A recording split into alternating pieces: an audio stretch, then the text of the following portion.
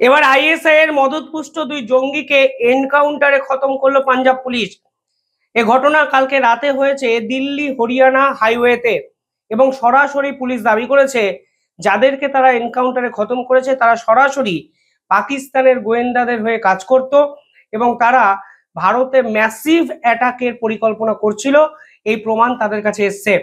যে খবর সামনে এসছে সেখানে বলা হচ্ছে দিল্লি অমৃতসরের যে ন্যাশনাল হাইওয়ে সেখানে তারা একটি গাড়িকে ট্রেস করে এবং এই দুই ব্যক্তি যাদের নামে অজস্র ক্রিমিনাল কেস ছিল এর আগে বিভিন্ন রাজ্যে, তারা যে সরাসরি পাকিস্তানের এজেন্ট হয়ে ভারতবর্ষে বড়সড় আক্রমণের পরিকল্পনা করছিল তা কিন্তু প্রমাণ হয়ে গেছে।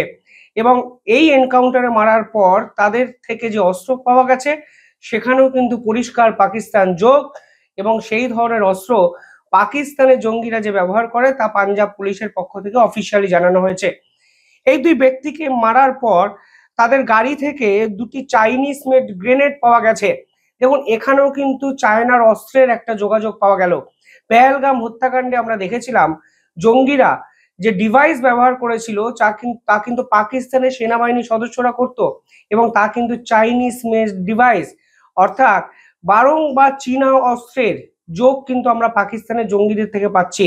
এমনকি এই যে পাকিস্তান এবং ভারতের যে বর্ডার সেখানে প্রতিদিন যে ড্রোনগুলোকে নিউট্রিলাইজ করা হয় সেগুলো কিন্তু চাইনিজ মেড ম্যাভিক ড্রোন, অর্থাৎ চীনা অস্ত্রে মদতপুষ্ট এই আইএসআই এর বিভিন্ন এজেন্ট এবং তার হদিশ কিন্তু কালকে এই এনকাউন্টারের ফলেই পাওয়া গেল।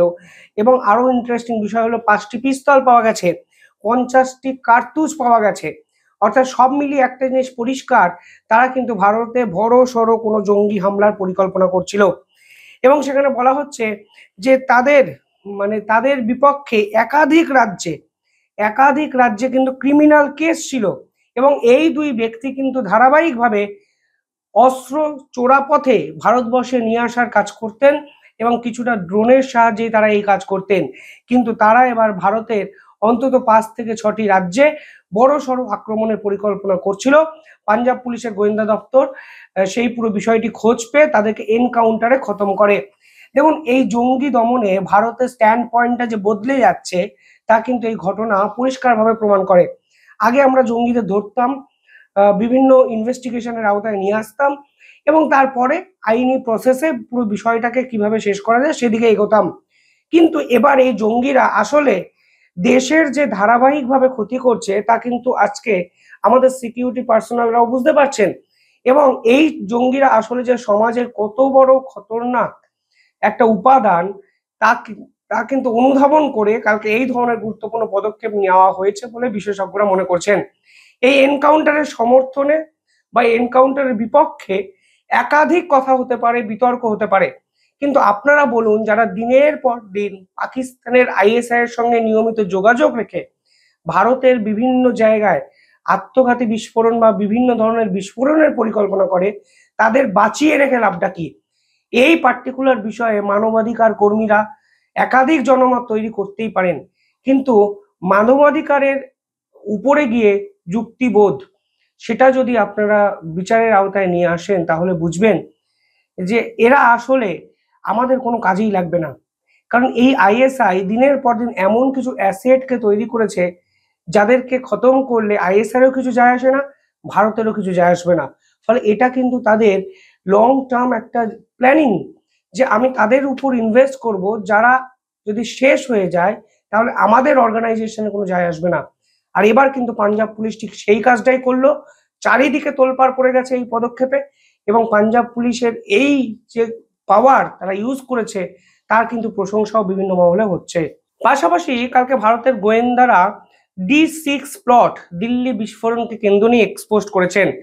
সেখানে বলা হচ্ছে এই যে বিস্ফোরণের সঙ্গে জড়িত ব্যক্তিরা তারা তুরস্কতে গেছিলেন এই বিস্ফোরণের কিছু বছর আগে এবং তুরস্কতে গিয়ে জেইসি মোহাম্মদের অন্যতম শাগরেদ আবু উকাসা তার সঙ্গে তারা দেখা করেছেন মার্চের 2022 সালে। অর্থাৎ লং টার্মে তারা এই অ্যাটাকের পরিকল্পনা করছিল, তা ভারতের গোয়েন্দারা কিন্তু এক্সপোজ করে দিয়েছেন। আর এখানেও কিন্তু আইএসআই হ্যান্ডেলার আবু উকাসার কথা কিন্তু চলে এসছে। দেখুন এই আইএসআই পাঞ্জাব বলুন কিংবা তুরস্ক বলুন কিংবা আফগানিস্তান বা পাকিস্তানে বলুন, তারা বসে শুধুমাত্র একটি মিশনে নিজেদেরকে ইনভলভ করে দিয়েছেন, তা হলো ভারতকে অশান্ত করো। তাদের হাতে আর কোনো কাজ নেই। পাকিস্তানের গোয়েন্দা দপ্তর কোন কাজে লাগে তারা নিজেরাও জানে না। ধারাবাহিকভাবে পাকিস্তানের সেনাবাহিনীর ক্যাম্প উড়ে যাচ্ছে। বালুচিস্তান লিবারেশন আর্মি আসিম মুনিরকে কাঁদিয়ে রেখে দিয়েছে। তেহরিকি তালিবান পাকিস্তান সরকারকে রীতিমতো বিপর্যস্ত করে দিয়েছে। আর সে সময় পাকিস্তানের গোয়েন্দারা কি করছে? ভারতকে অশান্ত করার পরিকল্পনা করছে। তারা ভারতে জঙ্গি ধরতে আসছে না। অন্য গোয়েন্দা সংস্থাগুলো যেগুলো করে, তারা ভারতে জঙ্গিকে প্ল্যান করতে আসছে। এটাই হলো পাকিস্তানের সঙ্গে অন্য রাষ্ট্রের পার্থক্য। এই আবু উকাসা তুরস্কতে থাকতেন, যিনি আইএসআই হ্যান্ডেলার, এবং বলা হচ্ছে জেইসি মোহাম্মদের অত্যন্ত ঘনিষ্ঠ ব্যক্তি এই আবু উকাসা। এবং আবু উকাসা গ্রিন সিগন্যালের পরেই D6 প্লট হয়। D6 মানে ডিসেম্বর 6 এক বড়সড় ধামাকার পরিকল্পনা তারা করেছিলেন। ডিসেম্বর 6 কেন? ডিসেম্বর 6-এই মানে 6ই ডিসেম্বরে বাবরি মসজিদ ধ্বংস হয়েছিল। ফলে বাবরি মসজিদ ধ্বংসের প্রতিবাদ স্বরূপ তারা এই ধরনের হামলা করতে চেয়েছিল। এবং তারা চেয়েছিল 2021-এর পর 6টি শহরকে তারা কিন্তু এই আইএসআই এর মাধ্যমে তছনছ করে দেবে। এবং 6টি শহরের মধ্যে কলকাতাও কিন্তু ছিল, তা একাধিক গোয়েন্দা রিপোর্টে প্রকাশিত হয়েছে। যাদের ধরা হয়েছে তাদের কাছ থেকে প্রচুর ডিজিটাল এভিডেন্স পাওয়া গেছে, হ্যান্ড রিটেন একটি ডায়েরি পাওয়া গেছে, প্ল্যানিং পাওয়া গেছে, এবং D6 মিশনের পুরো স্ট্রাকচারটা পাওয়া গেছে, যেখানে প্রথমে টার্গেট সিলেকশনের কথা বলা হয়েছে, তারপরে রিক্রুটমেন্ট পিচেস কথা বলা হয়েছে, অর্থাৎ ইয়ং জেনারেশনকে কিভাবে রিক্রুট করবে সেই পরিকল্পনা তারা করেছে। পরবর্তীকালে ফান্ড কিভাবে জোগাড় করবে সেই পরিকল্পনা করেছিল। এমনকি সিকিউর কমিউনিকেশন যে স্লট সেটাও কিভাবে হবে সেই পরিকল্পনা কিন্তু তারা করেছিল। তার প্রমাণ গোয়েন্দারা কিন্তু পেয়েছেন। পাশাপাশি এই যে রিক্রুটমেন্ট নিয়ে এত কথা হচ্ছে এবং টেরর মডেল নেটওয়ার্ক নিয়ে বিভিন্ন জায়গায় আলোচনা হচ্ছে, এই ডাক্তাররা কিন্তু একদিনে আইএসআই এর হয়ে কাজ করছে বা জেএসি মোহাম্মদ অব্দি পৌঁছাতে পেরেছিল তা নয়। তথ্য বলছে, বিভিন্ন তথ্য বলছে 2015 সালে এদেরকে ইনিশিয়ালি র্যাডিক্যালাইজড করার প্রক্রিয়াটি শুরু হয়। অর্থাৎ ব্রেন ওয়াশ করার প্রথম ধাপটি শুরু হয়েছিল 2015 সালে। 2015 থেকে 16 এদেরকে জেইসি মোহাম্মদের যে সার্কেল আছে সেখানে প্রথমবারের জন্য ইন্ডাক্ট করা হয়, ইনজাকশন হয় এদেরকে। অর্থাৎ জেইসি মোহাম্মদের বাকি লোকেদের সঙ্গে এদের পরিচয় হয় 2015 থেকে 16। তারপর 5 বছর এদের প্রশিক্ষণ চলে। 2021 সালে প্রথমবারের জন্য এরা এই ধরনের বিস্ফোরণের প্ল্যানিং করে এবং 2025 সালে এসে ফাইনাল অ্যাটেম্প তারা করে।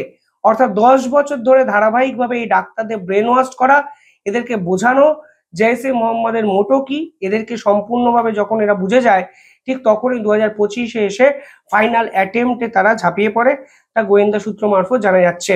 ডক্টর শাহিনকে নিয়ে ইতিমধ্যে অনেক তথ্য সামনে এসেছে, যার মধ্যে অত্যন্ত ইম্পর্টেন্ট হলো অক্টোবরের শেষে তিনি নতুন পাসপোর্টের আবেদন করে বিদেশে পালিয়ে যেতে চেয়েছিলেন।